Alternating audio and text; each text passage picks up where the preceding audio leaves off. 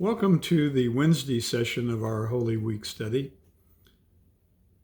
Wednesday is the day that the disciples were scrambling around to get the Last Supper prepared.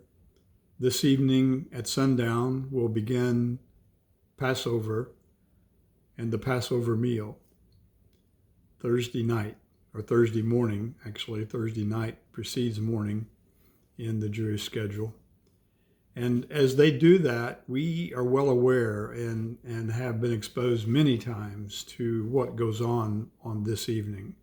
The conversations pop into our head about the cup and the dip and who's sitting where, and the fact that the disciples didn't wash each other's feet so that Jesus needed to. And we know all of those things. We know the symbol of the bread and the wine, and we know the symbol for the washing of the feet and what that means. We know all of the reasons for the Passover. It's a deliverance. It's a celebration of God's release from Egypt and slavery. And it's also a time that Jesus sets aside and says, do this in remembrance of me. And it's an event in all of our faith journeys and all of the churches in all of the world that communion is one of those things that is true of all of us.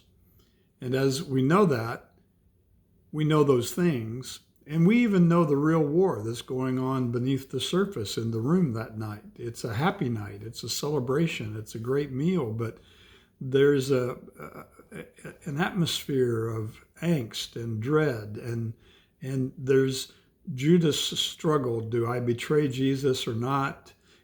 Jesus is struggling with Peter's lack of humility, and how do I get him to become self-aware of his pride and the fact that he's going to expose himself and be shattered before this night's over.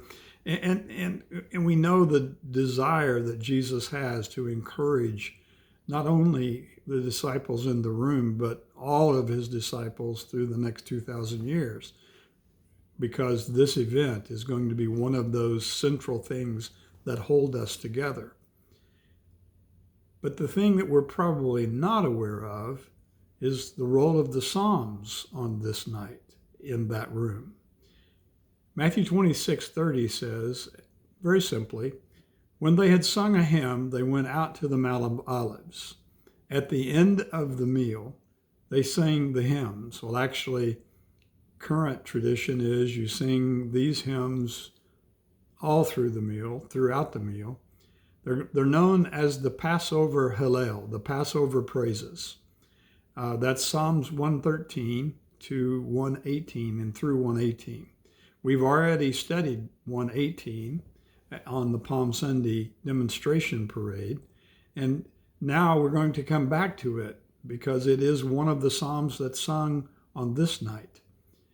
The rabbinic tradition tells us this is the core of the Psalms for Passover. So when Jesus heads out from the upper room, from a disappointed performance by Peter, betrayal by Judas, he heads to Gethsemane, which means the press. He's going to go under great weight. He's going to suffer greatly.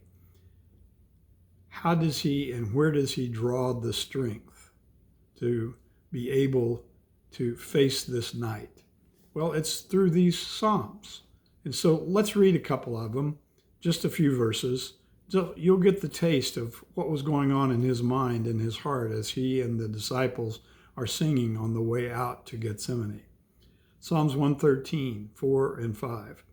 The Lord is exalted over all the nations, his glory above the heavens. Who is like the Lord our God, the one who sits enthroned on high, who stoops down to look on the heavens and the earth?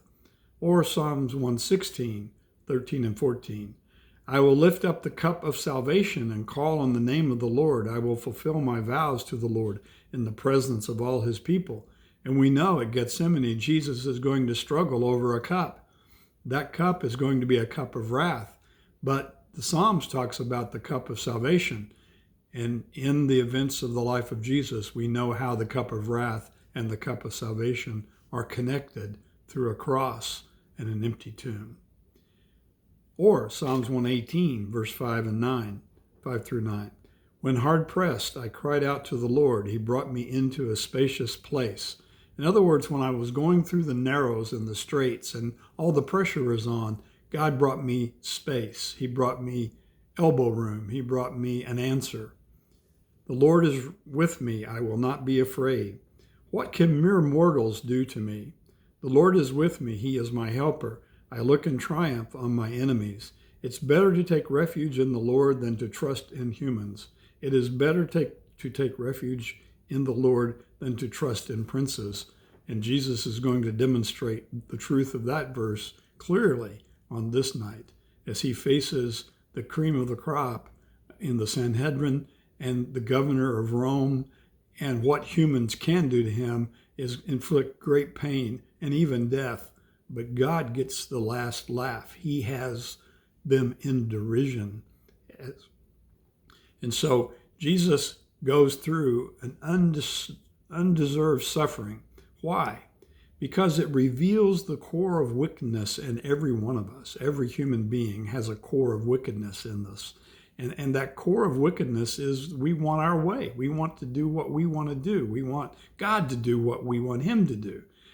And that puts us in straits. It puts us in how do we remove the barrier that we have now between us and God? Well, God pays the price for that. He accepts the cost of our wounds to him and still maintains his love for us. He has to accept the cost of the pain of the rejection of God. That's what Jesus does. That's what Gethsemane is about. That's what the cross is about. That God accepts us even in our wickedness in order to bring us in a new exodus into a new creation.